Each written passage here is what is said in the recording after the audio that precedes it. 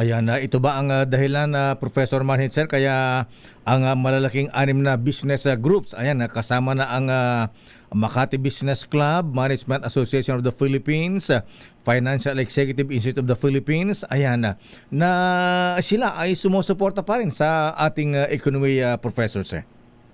Importante kasi yan dahil pag bumagsak ang pamahalaan sa isang magulong pamamaraan, yung tatawag nating political instability, lalo-lalo na nabanggit mo nga earlier, destabilization. Destabilization, organisadong pagpapahina ng pamahalaan yan. Parang step by step. Parang ito nangyayari ngayon.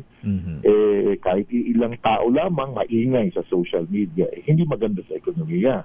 Kasi pag humina ekonomiya, sinong tiyatamaan? Ang sambayanan. Tatamaan ng kanilang kabuhayan, tatamaan ng kanilang mga trabaho. Sino ba nagbibigay ng trabaho? Hindi naman itong mga destabilizers ito, kundi ang private sector business men and groups. At saka may sinasabi silang international impact, Professor Manhid, sir, na pagka nagkaroon ng gulo, destabilization at hindi recognized na international community ang papalit na administrasyon, may mas lalong gugulo ang ating bansa.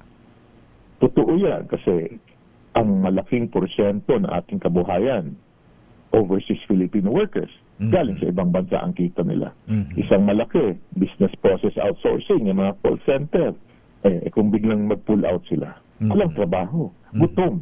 Kasi nga, ang tingin nila, baka tingnan ng mga foreign business investors sa atin, mga nanggugulo lamang nito ay ilan, ba't pa kami dito? Ang gulo-gulo nyo. So, dapat pag-isipan natin yun. Lalong-lalo na yung mga nanggugulo. Kaya maganda dito, yung mga, kaya ginamit yung salitang respected institutions, no? Ang business, ang military, kapulisan, ang simbahang Katoliko at ilang pang Christian groups, no, are understand yung sitwasyon natin. Ayaw natin ng destabilization. Nga sila ay magkaroon ng panagutin, di ba, ikulong, pero na meron tayong proseso, ang demokrasya ng 2028.